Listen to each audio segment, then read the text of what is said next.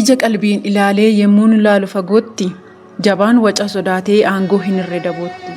Sidha inni dabarsee hin gurgurre ormatti inni cabasii koobee kufaa kaasee biyyatti akka dibbee qaalluutti hin iyyitu lubbuufi situ lolee lolchiisa golan keenya cubbuufi. Jabaa garaa sibiilaa hangafti ilma mootii dhiirri Ameerikaa raasee Maandeellaan bara kootii risaan Ijiptiin moo'ee abbaan guddicha hidhaa dhugaatti abbaan malaa wabiin biyyattii sidhaa. Gaafa dhiigaan ijaartee bara baafta kadhaanii abbichuu abbaa malaa.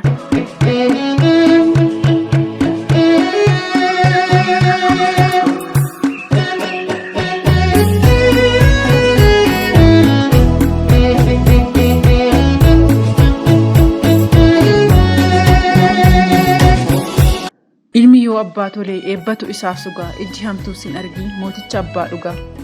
Ija qalbiin laaleef kan ormi fageessite galata nurraa qabda biyya jabeessite. Mormoriin wabii taatee cabsite shira jibbaa kolonii kooluu adii garbummaa bara dhibbaa. Faajjii haqaa mul'isee Oromoon ifa baase Abbaayaan sodaatamee Afrikaa mara raase. Misaa'ela erginee gubna daaraa biyyootti jechuun warri dutanii ofitti kaa'an kiyyoo. Sicha ofiif eeganii hin tuqanii galaana akki durii.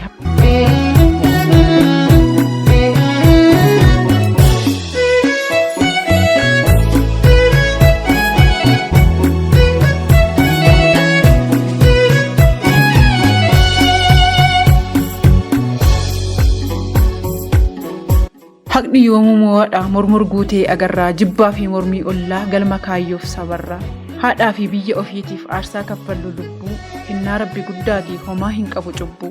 Oromummaaf falminaa oromummaaf sirbinee aangoo moo cubbuu keetii fi inni si'iin jibbinee. Achi qabee as qabee hundumaayyuu madaalee dhimmamaan biyya bulchuu eenyudha kan si caalee. Jedhee kophaa koo gungumee of gaafadhe deebisee mootii dhugaa ta'uu keetiif.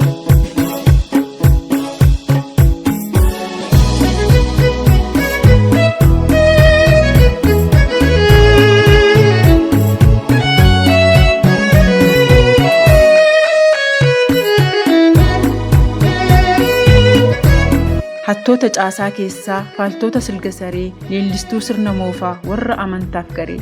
Abdii hirraa hin qabnu quubsamni bakka dhibbaa of taatee hin jiraattu akkamittiin si jibbaa. Daboon si jaalannees hin jibbinu dabooni hin abdannu kan biraa suma abbaan biyyaa kan hundumaan fira. Waan nu dhaggeeffattaniif galatooma hanga qophii biroo walitti deebinutti nagaan nuuf turaa.